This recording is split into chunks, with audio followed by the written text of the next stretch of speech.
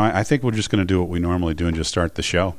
Just roll right into it. I'm George Tekmitchov with Steve the Big Cat Anderson, and right now we're going to talk about we're going to talk about something that I think a lot of shooters, hopefully, will be interested in. I think it's an unspoken topic. It's very foreign ground. It's not taboo. No, it's not. I shouldn't say it's unspoken either. It's just that I think there's a lot of misconceptions out there. Okay, and the subject, of course, here is going to be shot execution, and I'm going to add the words under pressure. Yeah, that works. Dun, dun, dun, dun, dun, dun. No. It's easy to do when no one's around. Under pressure, right? So, yeah, it is so easy to do when nobody's around. Have you ever noticed that you, dear listener, may find yourself shooting in front of a blank bale, nobody's around, and everything just seems so effortless, seems so easy. And then you're standing on, Wednesday Night League while everybody's watching, or, your best friend and you are shooting for donuts or something. I don't know, whatever. And the pressure changes things, but nothing actually physically changed. Nothing. So what's that? That's the mental game, right? I mean, that's what it's all about. It comes down to the mental game, and we're going to talk about that a little bit. Steve's going to talk about it from his perspective as a compound guy, and I'm going to talk about it from my perspective as a recurve guy. And hopefully, we'll shed some light on the matter. Yeah. All right. There should be something. Maybe you'll take one piece of this. Who knows? That's all we can hope for. Yeah, because goodness knows we don't have this down 100% ourselves. Nope. Just make that real clear up front. I've been on a couple of world teams. I've shot in the world games. Steve has podiumed at world events. I haven't. But with that said, I think we are reasonably experienced in this area, and so hopefully we'll come up with something that's useful to you. Yeah, and I think, having shot on some big stages, I feel like, I'm not going to go out there and say I'm experienced like some other guys are, but if I shared my whole story with you. Well, you're no slouch. Yeah, if I told you where I was 5 years ago and then compared to now, I think it's, I've gotten to see the full side of everything, from the amateur coming up, trying to figure out how to do it, to a guy who's doing it, I guess. So, a few months ago, I was asked a series of questions for a magazine in Japan that's published by a very good friend of mine, my brother, Yoshi Komatsu. And he asked me a series of questions, all of which touched on this same theme, and I'll sum it up with this one question. Question: in any competition, Yuki, the particular shooter in question here, her grouping is not good, and her arrows fly erratically in comparison with practice. She can easily shoot 1,200 plus in practice, but her best score in competition is 1140. She wants your advice. Well, there's a starting point. The starting point, first of all, is to understand that you've got a problem, right? We all have this problem for one time or another. And that problem is not being able to shoot the same in competition as we do in practice. Now, why is that? Three-letter word. Three-letter word. I'll give you three guesses. First two don't count. Ego. You got it. I've heard this enough. Well, it's the truth. It is the truth. It is absolutely the truth. It's ego. It's 100% ego. What is it that makes us tighten up? It's expectations. What gives us expectations? Wanting to look good, wanting to fulfill somebody's expectations. Impress yourself, impress somebody else. Impress your friends, impress your enemies, depress your enemies. Facebook. Yeah. Whatever. It's all coming down to one thing. Yeah. So, first of all, I think the most valuable advice I've ever gotten, and you've heard this before too, Steve, doesn't matter how you shoot. Your friends are still going to be your friends. And the people who don't like you, well, doesn't matter. No. So, it comes down to ego. Now, what do we do to subsume that ego? What do we do to give ourselves a grounding in perspective here? Well, if you're me, you just go and expose yourself to that tournament environment enough that you eventually beat yourself down and you go, okay, I've embarrassed myself plenty of times, and I'm going to do it a little differently now. That's the hard way to do it. But it's also one that can be successful if you have the intestinal fortitude to carry it out. In other words, hit rock bottom Yeah, essentially. And I don't mean that was you, but hit rock bottom and climb your way back out, right? We've all had, from the top level shooters, we've all had our moments where we were absolute garbage, and it's not because we were necessarily, shooting bad going into a tournament. We just did not perform because of something in between our ears. Now, somebody listening to this might go, well, it's not ego, it's something else. It's fear. Well, what's the fear of? That you won't impress someone. Nobody's going to kill you if you don't shoot a good score, at least not in our country and not most other world archery countries I'm aware of. I would hope that those who are competing on the world level are safe when they return home, regardless of performance. Yeah, this isn't football, right? This isn't soccer where they might bump you off if you right. In some countries that's happened from time to time, but not in our sport. Our sport's not popular enough with bad people, I guess. I don't know. But, here's the deal. We feel stress, right? Whatever. And the real basis of stress is tension that comes from fear.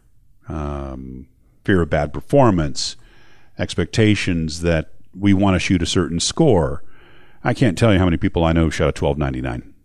Yeah, and that's back when 1300 was special, know. Now, of course, a Korean shooter, for example, looks at, 1360 and they're depressed.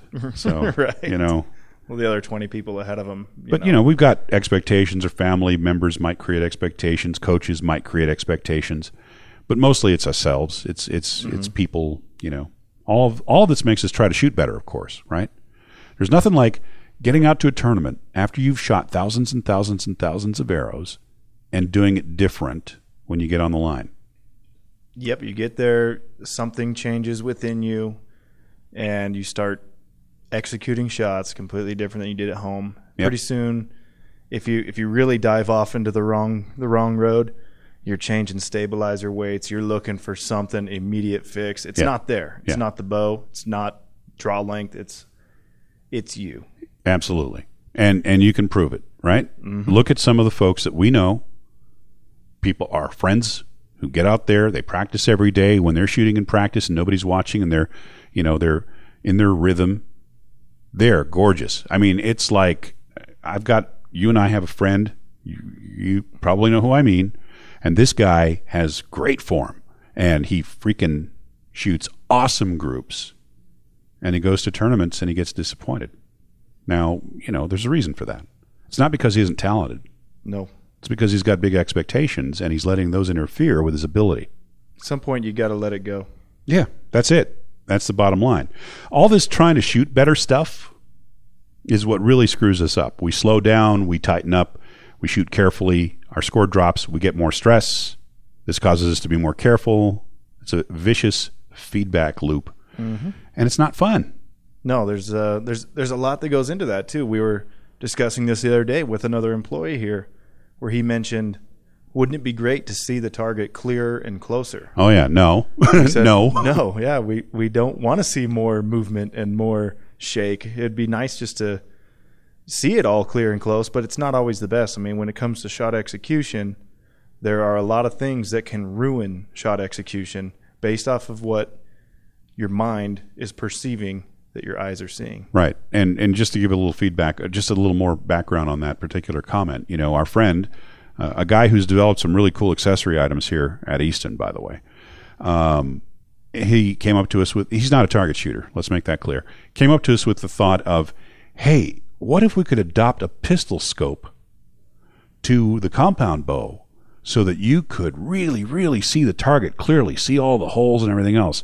And I looked at Steve, and Steve looked at me, and almost simultaneously we said, no, we don't want to do that, because 99.99% of good shooters who have too clear and still of a sight picture, what happens? They lock up. They stop drawing. They stop pulling. They quit executing the shot. Because the visual aspect of what's going on interferes with the ability to execute the shot. I'm not saying you want it to be fuzzy, mind you, right? But you don't want a crystal clear, dead rock steady image. You got to let it float. Mm-hmm.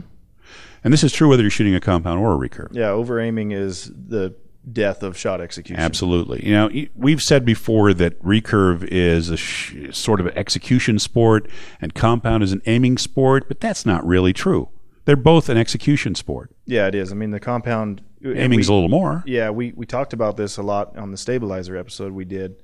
And I mentioned that none of the top level guys, despite what people might think, can just get in the X-ring and park it and sit perfectly still and get a shot to go off. If that was the case, we would all just punch the hell out of the trigger and be good with it, and we wouldn't have to worry about it. But we can't park it in the middle. We have movement. We see that same movement, so we counter that by using the correct aiming reticle, whether that's a big dot, a hoop, small dot, whatever you like, whatever your mind likes, and without using too much magnification. I see a lot of shooters, amateur level shooters, using 8-power scopes, 10-power scopes sometimes.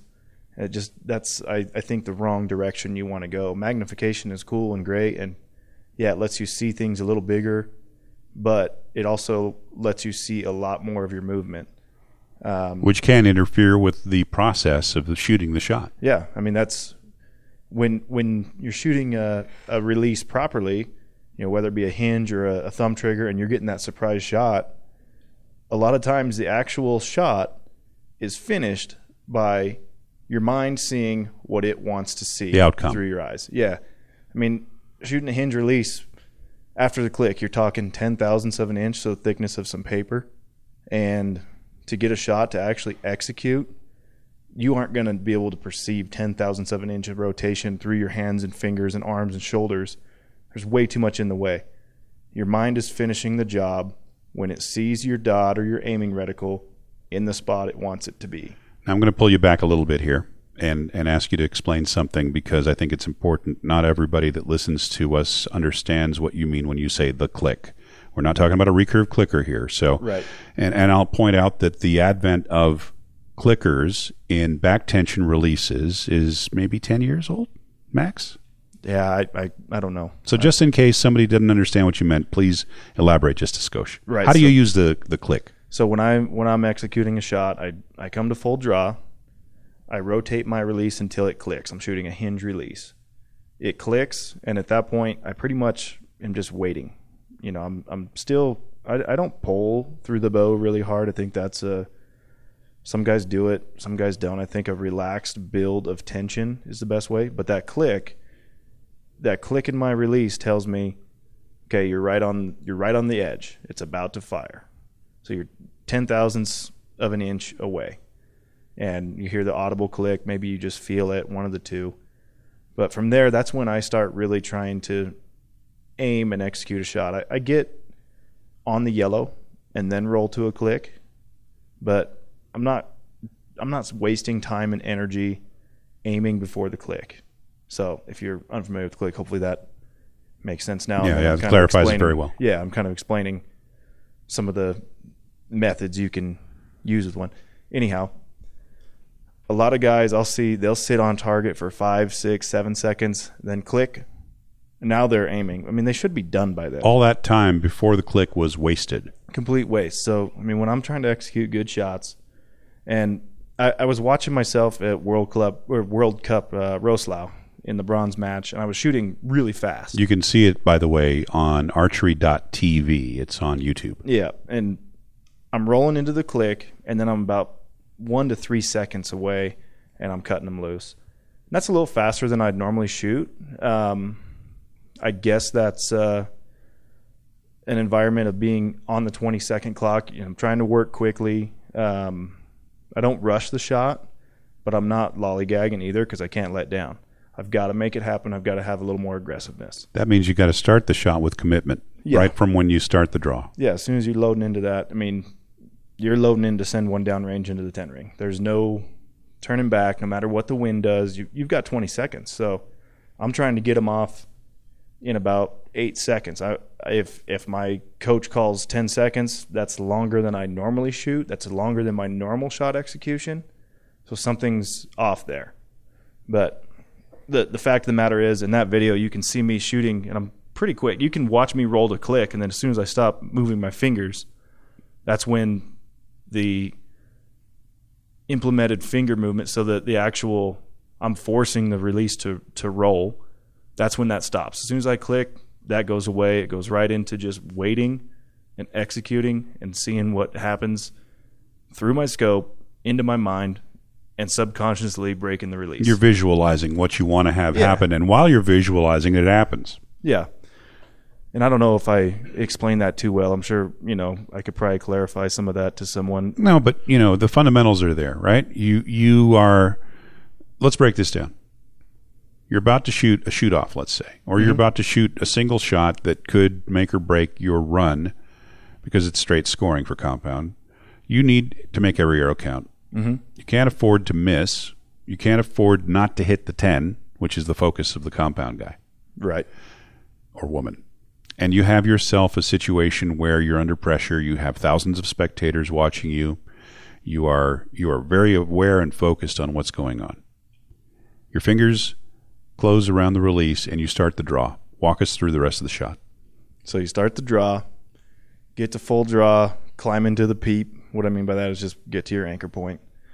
At that point, I'm getting the scope on target onto the yellow, I'm moving to the click.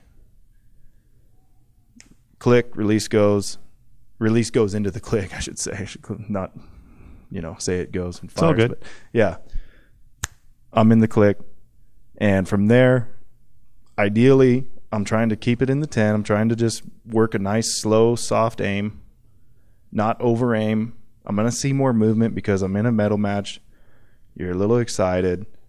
You got to just continue to execute through the movement and not try to stop it. As soon as you try to stop it, it just gets worse. What is your conscious mind focused on? Are you visualizing actively that shot breaking loose and the arrow going in the middle, or what are you focused on? What's Steve Anderson focused on? I try to focus on seeing the dot in the middle and feeling as if I'm driving my bow arm into the target, and I'm slowly building tension into my release arm. I mean, I'm not.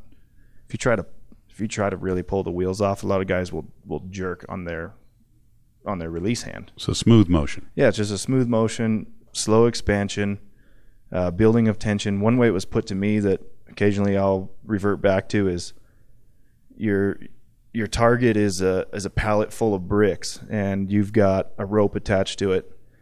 The bow is a stationary object. It's a pole in the ground. You got one hand on the bow. The other hand is pulling the pallet of bricks, or like you would on an exercise machine at the gym. I mean, it's just a slow pull through that release hand. And even then, it's not, like I said, I'm not yarding on anything. I'm just trying to work enough tension to get through it. At the same time, if I'm feeling like I'm not going anywhere, it's probably because I'm tense and I've got a lot of pressure on the index finger. At that point, I start to try to loosen up the index finger and just relax that, almost like I'm pointing it at the target, but slowly and very deliberately. Let's get specific. What release are you using, just in case people are wondering? I use a Trueball HT Pro, the brass one. So that's got basically a semicircle to hold your index finger, and then two more semicircles to hold your middle and ring fingers. Yeah, it's a 3-finger. And it kind of rotates as you draw. The geometry changes on it. That's actually what makes it go, right? Yeah, I mean, if you're firing a hinge release, it's off the rotation around the moon. Okay. The moon, of course, being the sear and the part that's adjustable to make the release slower or faster depending on where you are in the shot cycle. Yeah. Hotter or colder, I guess you call that, right? So. All right. I just want to make sure that we're not losing anybody on this. People who get this get it, but people who are beginners might not understand some of the jargon. So I just want to try to make sure everybody gets something out of this. Of course, we're always willing to clarify. Podcast at eastontp.com. Podcast at eastontp.com is our email address, where you can send us your questions, comments, complaints. Rude remarks. We haven't gotten any of those yet. Not yet. I'm not soliciting any, mind you. All right. So, for both compound and recurve, I think we can break down the elements of a good shot to what my coach Dick Tone calls, the three basic elements: focus, rhythm, timing. See, I'm ghetto. I never had a coach. I just went and do it. That's because you're just a talented guy.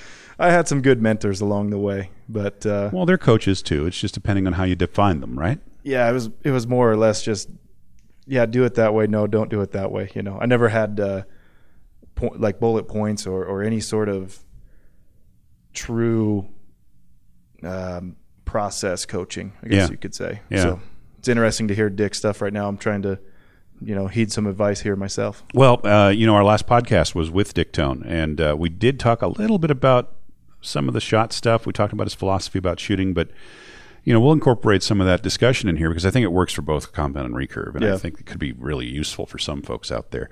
If one thing out of this discussion is helpful to somebody, we've done our job. So hopefully somebody will get one thing out of this that'll help. Let's talk about working on a strategy for dealing with competition pressure through practice. There's lots of ways we can practice. I think the way we practice has an influence on how we do in competition. And I think one of the fundamental things that I've been doing for many years is, whether it's successful or not is a separate issue, but I believe strongly that you need to practice as you're going to compete at some level, right? Yeah. Just don't stand there and huck arrows at a blank bale at 10 meters. You need to put a little pressure on yourself. You need to tell yourself this is a shoot-off arrow. Yeah. And you need to, how do I put this? It's a little like lifting weights, right? Just shooting your bow over and over again. It's weightlifting. Mm-hmm. Doing it under pressure, doing it with a goal in mind, doing it with physical effort related to what would normally be external stress that you've created yourself in some way. I think that's got some value. So, number one, I think you got to keep score. Yep. Every time. There you go. That's 1 point right there. And you commit to it. You don't say, "Oh, sweet, I shot a 60 on that first end. I'm just going to roll right into scoring." No, you take your 2 practice ins, 3 practice ins, whatever it is, and you commit to it just like it would be a tournament. Exactly. Because, so many people go into real tournaments with expectations that are, I'm raising my hand up above my head, that are here, right? Mm-hmm. And in reality, their score under normal scoring circumstances is something less than that. So they get to the tournament and they start getting stressed out because their score is falling short of where they think they're supposed to be. Mm-hmm. But if they actually practice the way they shoot in tournaments, it might be different. Well, they'd have more realistic expectations, maybe. Yeah, they might understand that they're a 299 shooter, not a 300 shooter. Well, in the case of a compound, right? But in the case of a recurve, for example, 60 points at 70 meters is a nice score to have. And, if you do shoot one of those and then you decide, okay, that counted for my first end, I'm going to keep scoring. Well, I'm sorry, but you're kidding yourself. You cheated yourself, Yeah. So working out a strategy for dealing with pressure with practice, what are your thoughts on that in general, besides keeping score? I have some other means, and I've actually, what better time to ask you this than right now, George? There's a good chance I'll probably make the World Cup final. I don't know. We'll see how things go next week in Medellin. But we'll stay tuned. If I do, I plan on doing some much different, unorthodox type practice. I was actually going to ask you to come and, number 1, announce. Number 2, play weird music. Make it more like the real deal. Yeah. Get unorthodox, unconventional methods. I think, if you want to work on shooting under pressure, run 10 meters, come back to your bow, pick it up, and shoot it. Yep. When I shoot and train shooters in Japan, they always run to the target and run back. Now, part of that's because in Japan, people are very courteous. Nobody wants to be the last one back. But part of it's, because they want to elevate their heart rate a little bit. Yeah. Give yourself something different. Everyone can stand in front of the bale and pound arrows. One of my favorites is to shoot a single arrow and shoot it at 70 meters and go down there and get that one arrow. Yeah. That will make it count for sure. You bet. It's time consuming and it can be painful to do at times, but shooting single arrow shoot-offs over and over again really teaches you the value of each individual arrow, because our sport is not shooting groups. Our sport is shooting one arrow at a time, which ends up creating a group. Yeah, and I've fought that with my wife a lot. Linda Ochoa. Yeah, she puts a value on the first arrow sometimes. She wants so badly to shoot a 60 that she puts a 60 points on every arrow. And I say, it doesn't matter how you get to a good score. I've seen Mike Schlosser shoot 702 or 703 with 255s. And, you can shoot 55, 60, 60, 60, 60, 60, and then you're still at 355. Who cares how you do it? The points, if you can have a bad end, it's not an end award. It's an arrow award. You get awarded for each and every arrow you cut loose. So I don't care how I get there. If it's 58 average and I throw in a mix of 29s, I'm going to be at 700 points. And that's not stellar shooting, but it's a stellar score. It's a pretty good score. It's a score that'll win 99.9% of the time. Yeah, no one's ever complained about shooting a 700. Mm-hmm. So, seeking out opportunities to shoot under pressure, I think, is an important consideration in anybody's training plan, right? Yeah, you got to get yourself in that environment. The more you shoot under pressure, the more you're used to it. You get enough experience with it, and then it's a normal thing. Yeah, and for the people just starting out, don't wait until you're good enough to shoot a tournament. Screw that. Go pay your registration fee. Consider it the best practice you can ever buy. If normal range fee is $10 and tournament fee is $50, you just got $50 worth of the best practice you'll ever get. Because it's exposure to something that you can't create completely any other way. You can get close. You can have friendly competitions with your friends or your teammates when you're practicing. That can be useful. Yeah, I practice with Henry Bass a lot, and he and we've shot probably 30 straight arrows in one arrow shoot-offs. We've shot a Vegas game in one arrow shoot-offs indoors, and it's always try to be competitive. If your end goal is to be the best shooter you can be in tournaments, number one, don't do it so you can post it on Facebook. With indoor season around the corner, we're inevitably about to see a huge wave of people showcasing their targets that are 300, 27x, 28x, whatever they are. And you get a lot of guys who line up and shoot a practice score thinking, oh, I can't wait. I'm going to put this on Facebook, and so many people are going to like it and give me a comment and blah, blah, blah. And it's true. They will. You know what's cool? Doing it in a tournament. Sure. It's practice is one thing, but don't create further expectations on yourself by pumping your ego up via social media or any other way. Exactly. Because honestly, in the big scheme of things, in the real world, it doesn't matter unless it's on a scorecard. Doesn't necessarily even really matter then in the big scheme of things. True enough. In the archery scheme, yeah. Nobody remembers next year, who won a World Cup 3 years ago. Nope. Except the statisticians and maybe, people like me that need to remember it once in a while. Yeah, a few nerds like us. Nerds, yep. But I like to think, though, that if you can visualize yourself in a pressure situation and visualize success in that situation, that can be a valuable tool. I think every top shooter I know, and I've worked with a few, every single one uses visualization at some point as part of their competition prep, right? Because again, the more familiar you are with a situation, the more comfortable you are, the better you can perform. And even if it's in your imagination, thinking about being in a situation and visualizing it strongly, the more comfortable you can be in those high pressure situations. I am sure that before you ever found yourself on a Vegas line in a shoot-off, that you had seen yourself there, that you visualized it somewhere.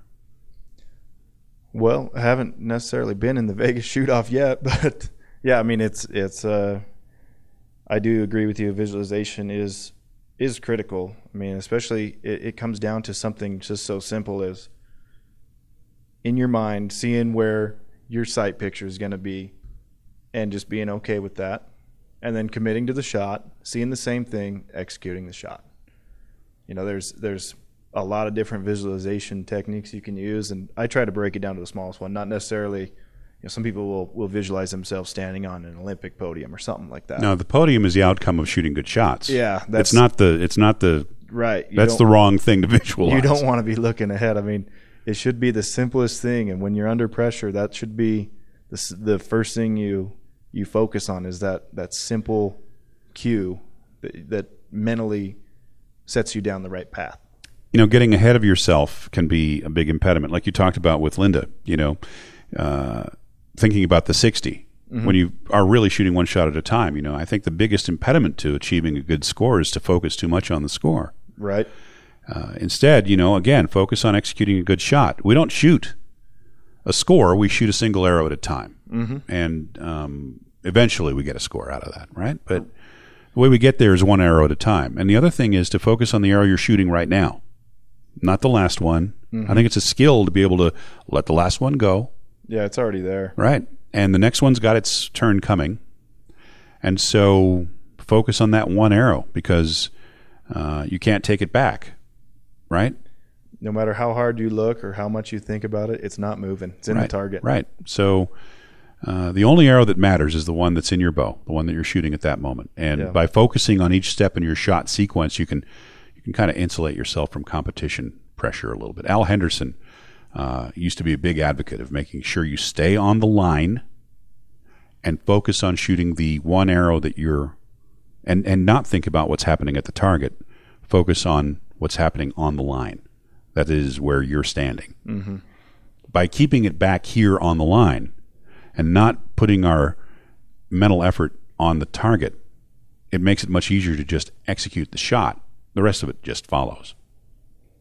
I thought that was some of the best advice I ever got. I originally got that from Nancy Myrick, the late Nancy Myrick, the great American world competitor and later coach, and she was the coach at the Olympic Training Center when I was resident athlete there. So that had a big impact on me to say, stay on the line, and I've used that as a coach myself, to other shooters, and it's amazing how well little simple stuff like that can work. Yeah, keeping within yourself. I mean, that's first and foremost.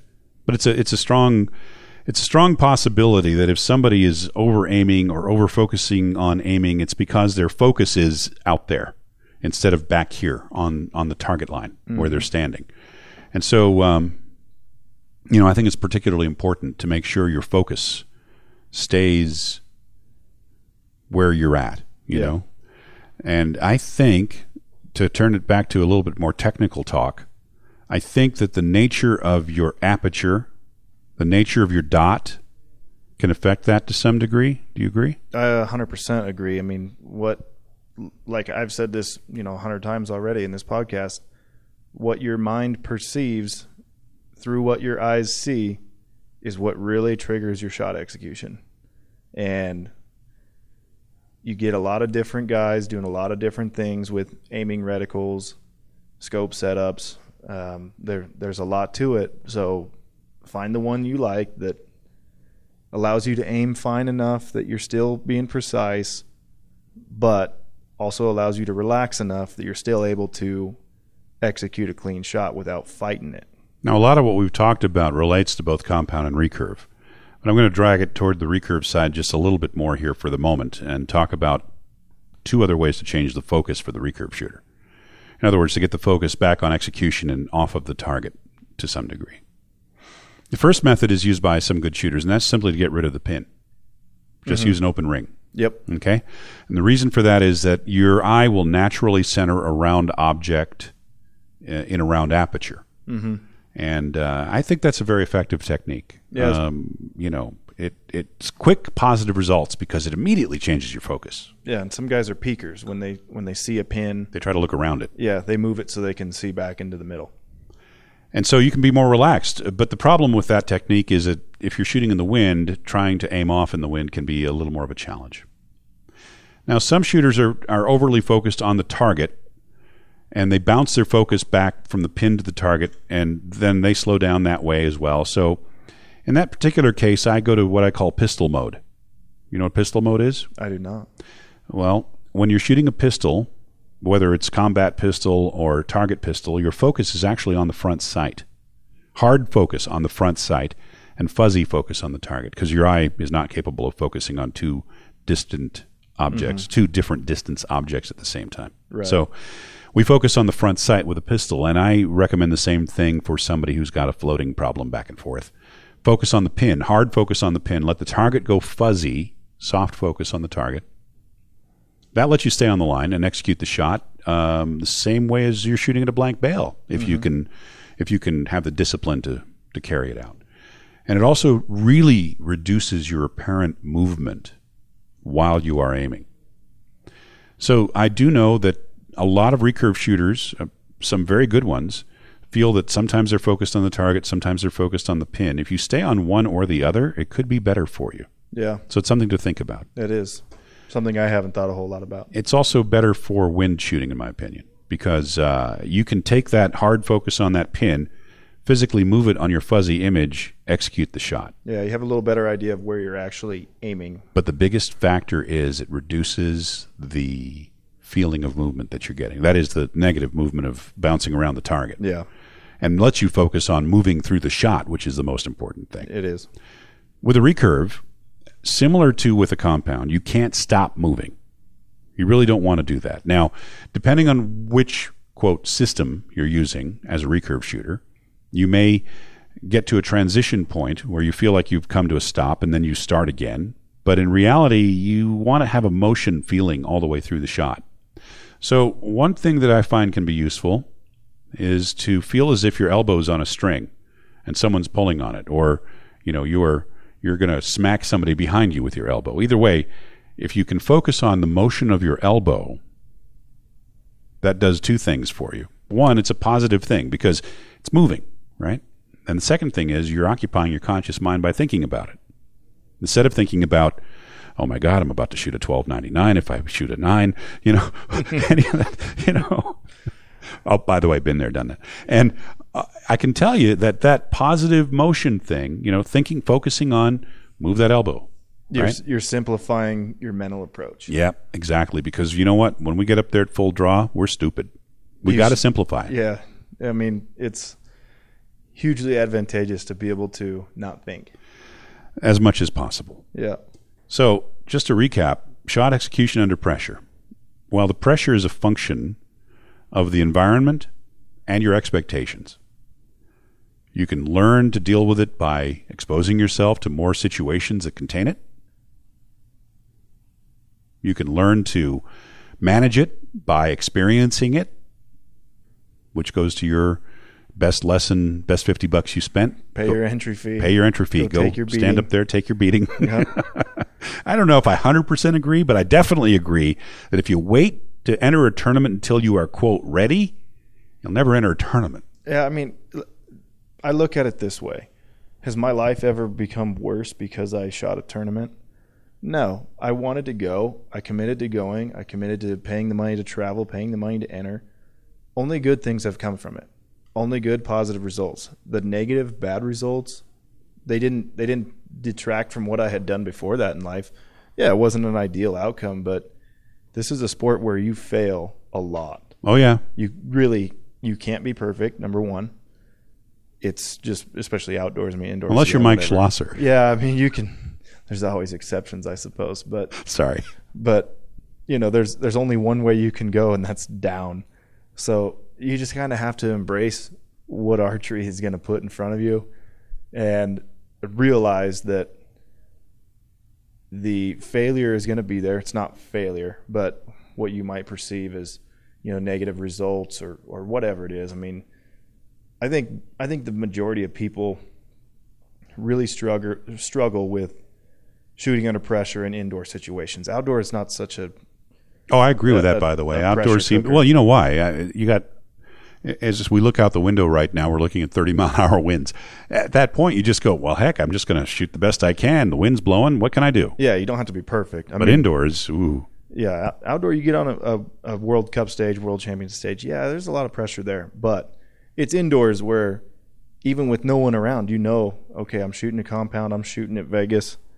I got to be perfect here. So without anything else, there's the pressure of that. And so many people are afraid to do something great. I think sometimes they might have a great score going. They might be shooting clean. They're like, oh, man, it's the seventh end. I'm still clean. Boom, there it goes. It's gone. Because their focus changed. Yeah, you've already shot those 7 ends. Who cares? What if it was end 1 now? Who cares where you're at? It goes right back to the arrow in the bow is all that matters, and letting go and realizing there's really no penalties for a negative result. You don't have to pay double entry fee. You don't have, your wife probably isn't going to leave you. I don't know. Maybe she would. Who knows? But there's really no negatives that come from garnering tournament experience. I've been to Vegas 5 times and I've failed 5 times. Now, you and I both know some shooters who've had some negative experiences at tournaments, though. But that was their own doing. Yeah. Probably don't want to go there. No. All right. But, yeah, all joking aside, though, I think when we look at this thing, it's get out there and do it, right? We do it for fun. And try to have fun. Try to recognize that it's not the end of the world if you don't, shoot a certain score. And really, honestly, the people who love you are still going to love you, and the people don't like you are not going to like you if you shoot a great score. Right. They'll just figure out a way to find another way to make you miserable if they can. Yeah. So don't let them. I feel like we're, playing camp counselor a little bit. This all unbelievably revolves around shot execution, though. I mean, it truly does. Shot execution is so simple when you're at home doing it, and so difficult when you let it go. Yeah, but look, let's understand something. There's no substitute for working hard, right? I mean, you can have a lot of talent. You still got to work to a certain degree to realize that talent. Somebody without talent, me, I'm a pretty much a grinder, and what they call a grinder in golf. I got to work at it, right? Sometimes flashes of okay, followed by long stretches of e. But I get my own rewards out of doing my best when I get to a competition, and there's no substitute for hard work, though, in my opinion. Need a good training plan, good feedback from a coach if you can manage that. Even if you're your own coach like Steve here. Smart work, I think, is critical. Yeah, I mean, I was practicing yesterday. I don't practice as much as I should, but when I do practice, I try to be smart about it. I shot a really great score. I was shooting an outdoor game. Shot a great score the first game, first 36 arrows. Second 36 arrows, it really started to become a struggle. I still shot a pretty good score, but I don't like the feeling of having to fight to get arrows into the 10 ring. Right. So I went back, like I mentioned, and just tried to simplify what I was doing. Tried to aim soft and just be okay with the movement I was seeing, and then work on execution. And a lot of times you're going to have one of two things. You're going to have great aim, and you're going to have to figure out a way to execute, or you're going to aim poorly, but you're going to be executing very freely. And it's rare that you put two of them together. It is rare because you don't see it enough to be comfortable with it. So, I mean, last night I just worked on nothing but good, smooth execution in the time frame I wanted to go off. But I was able to salvage a pretty good score and come into today feeling like, all right, cool, I'm not shooting terrible. If I'm ever shooting really, really bad and it's all going out the window, it's okay to just stop. You can put the bow away and come back another day. I mean, why continue to work on poor, bad habits and terrible shot execution? Know yourself. Yeah, don't ingrain that in yourself. Yeah. So, if you're not feeling good and you're not shooting well and you don't feel like you're making forward progress, well, maybe consider doing something different for a little while. Pack it in. Yeah. You said pack it in on the... Pack it in, yeah. It's working now. Okay, lost the mic there. Well, you're messing with your XLR plug there probably, huh? I'm new. What can I say? Everybody needs training in these things. I'm not the Olympic announcer of the year. That neither am I. The bottom line is that if you have good physical conditioning, reasonable physical conditioning, pay a little attention to your nutrition, pay a little attention to your hydration, and have a mental system of focus, right? Whatever that is. For me, it's Dick Tone saying focus, rhythm, timing. For some of my students, it's me telling them to shoot a strong shot in whatever language they speak, just to anchor their conscious mind for the moment that they need to take that shot. Yeah. But have a system. Yeah, whatever it is. I mean, if it's getting out of the thought of the tournament, I know a lot of guys who shoot really well when they're kind of loose, maybe screwing around, a little relaxed, just making jokes. Jay Bars, always cracking jokes, talking, telling stories. Then he gets up there, shoots his 3 arrows or 6 arrows really fast, then comes back and finishes the story. Yep. I mean, I've seen that. When I was first starting in indoor archery, it was actually my first tournament ever. I was at the Utah Open at Salt Lake Archery. I'd driven about 6 hours from Idaho by myself, and I was watching a guy named Josh Schaff, who is from Montana, really talented shooter. Really good shooter. Yeah. He actually, I think he was the Lucky Dog winner. He made it to the shoot-off at Vegas. Year. His first shoot-off. Yeah. That was Lucky Dog. And they had the wrong name for him, right? Did they have him as Chris? Well, that's his brother. I don't know what they. Yeah, I think they listed him as Chris. Chris. Yeah. So I was watching him shoot, and I've never even told Josh this to this day, but he's probably not going to be listening. I don't know. He's from Montana. There's an awful lot of people I hope aren't listening. But yeah. Yeah, no, Josh, super good dude. He's probably not a podcast guy, but anyhow, I'm watching him. He shot a 28X this day, shot a 328X, and I swear he would get on the line, he would shoot his 3 arrows, he'd be off the line, he'd be on his phone joking with the guy next to him. It was like the least amount of focus I've ever seen on the actual tournament, and probably every shred that he did care was completely reserved for the 3 arrows he was going to shoot during that end. Yeah, because you can't keep that up forever. Yeah, and then it was gone. If you're stone cold serious, and it's probably yeah. It's going to get tight. Sometimes I'll be at a tournament and I see somebody that I don't know, but know from social media or whatever, and I'm watching them sometimes, and I see how very seriously they're taking everything, and they're talking about stuff. They type stuff on the internet, and then they go to the tournament and they finish 86th. And it's because they're trying to keep up that impossible effort of, I'm going to be 100% focused all the way through this thing. I'm really serious about this tournament. It's ridiculous. You can't keep that up. But you can keep it up for 3 arrows. It's the ego thing again. Uh-huh. Yeah. Uh-huh. I mean, if you let it go and let yourself be you. I'll tell you, it can be a monster if you're not careful, though. Yeah. I mean, seriously. And let's face it, it does take a certain amount of experience and maybe getting beaten up a little bit to really understand and accept that aspect of it. But there's no, and I don't mean to go all zen on everybody, but there's nothing more important than putting that stuff aside and just staying in the moment and executing the shot, because all the rest of it is just garbage. It's just unnecessary baggage that we carry with us. Yep. If you're worried about being embarrassed, perfect example. I was at the golf course the other day, and I was on the driving range. I hadn't swung a club in like 7 weeks.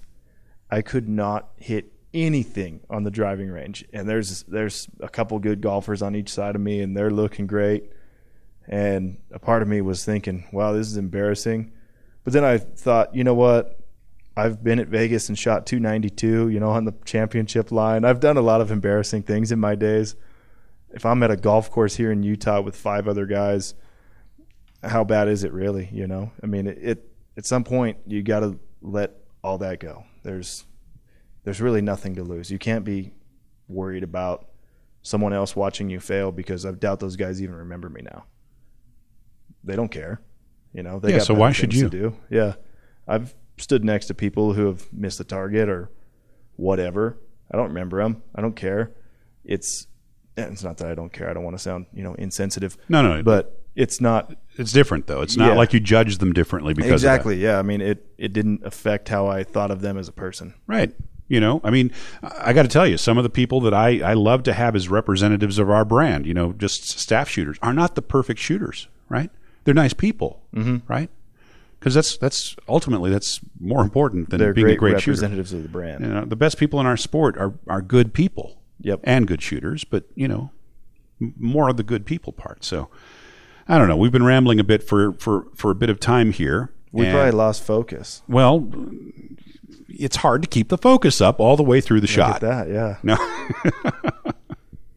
All right, we're going to shift gears, because I think we've gone off into the weeds a little too much. Hopefully, like I said at the beginning, maybe someone gleaned one little nugget out of this. I don't know. We rambled, but gosh, I hope so. Yeah. So we got a few questions after our last discussion, which had to do with stabilization. We talked about stabilizers. Yep. And there's something some folks mentioned about your setup in particular. Maybe you can shed some light. Yes, we got a question here. Steve, we saw you shooting on Archery TV. You have a really long back bar. Why? That's compared to most other folks? Yeah, compared to most. See, I shoot a 15-inch back bar, which... Is that really, really long? I mean... A few years ago it would have been. Oh, yeah, for sure. But now it's becoming more commonplace. Okay. So... Go ahead and tell them. Yeah, I mean, it's a matter of getting the amount of force out of your stabilization setup without having to add too much weight. So... Say that again.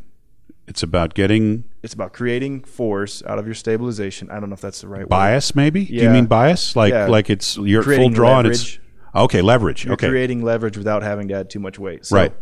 if I do a 15-inch stabilizer with 10 ounces on it, let's just say, it's going to do a lot more leverage than a 10-inch stabilizer with 10 ounces. So, yes. I mean, think about holding something out in front of your, it's basic holding it in your physics. hand out in front of you. Yeah, I mean, the longer it is, the less weight it takes for it to want to drag you down. So for me, I already have a pretty heavy bow set up. I don't want to go heavier, so I go longer on the back bar. Sometimes I will try a 12-inch bar. It just depends on the day, the moon phase, who knows. But yeah, the kind of the rule of thumb is twice the length, half the weight. So if you're shooting a 10-inch bar with 10 ounces, you can shoot a 20-inch bar with 5 ounces and get about the same effect. So I hope that answers that. Yeah. Okay. That's good. That's useful because, the downside of the longer bar, of course, is the bar itself weighs something, so your overall mass is increased, and it might be pushed around a little more, maybe in the wind. Yeah, you get a little more cross section. You do get a little more material weight, but overall, able to get more leverage with less total mass weight. All right, so hey, we're coming up on 52 minutes here, so I guess we really did go off in the weeds. Yeah, you broke your microphone again. Try that again. All right, here we go. Am I there? Yeah, you're back. Yeah, we dove off, and hopefully, I don't know. I guess if there's something you want more clarification on, you can always contact us, podcast@eastontp.com. Podcast@eastontp.com. You've got some trips coming up pretty soon. You're leaving tomorrow, or tonight, actually, isn't it? Yeah, tonight. Final World Cup. Well, I shouldn't say the final World Cup. That may be the final stage. The fourth World Cup stage. Final stage. Yeah, in Medellin, Colombia. So you're going to Mexico to pick up Linda and then fly off to Mexico or to Colombia or yeah, I'm going to see the in-laws, hang out a little bit. Yeah, Guadalajara. Uh-huh. Yeah, then off to Medellin. Kind of makes sense to go that route and shoot the World Cup and see where we fall. Might have one more tournament, the World Cup final, and then that'll be it for the outdoor season. That sounds like fun. I've got a couple more events. I've got to go to Japan in a couple of weeks for the National Sports Festival, which is the Kokutai. It's a great event. I mean, have you ever seen it? No. Well, it's just crazy. It's just awesome. It's in many, many different sports, right? It's like what we used to have here. We used to have the U.S. Olympic Festival in the United States. A little before your time. We had a National Sports Festival, and then that became the U.S. Olympic Festival, where you'd go and you'd have 3,500 athletes, and they'd give you a uniform, they'd fly you out to the event, they'd put you up at a hotel. It was just like going to the Olympics. A multi-sport event. A multi-sport event, and some of them were Pan Am sports too, so you'd see guys with bowling balls, that kind of stuff. But it was awesome. For an up-and-coming shooter, to make the team first was a big deal back then, and then to be able to compete at the thing for your region, east, west, north, south, and of course you were shooting with all the big dogs, right, who you didn't normally see locally, mm-hmm. right, and in fact, I made more progress in my shooting with my first Olympic festival than I did in the previous several years because of the opportunity that it gave me, and unfortunately we don't have that now. But fortunately in our country, you can go to nationals. Well, yeah. in Japan, you can't. It's a closed event. You've got to qualify. And the same thing for the Kokutai, for the sports festival. But a lot of shooters from different prefectures in Japan. So I'll be going there to help coach and demonstrate some stuff and all that sort of stuff. Well, call a few enjoy arrows. Your trip. Yeah, and then after that, I've got a.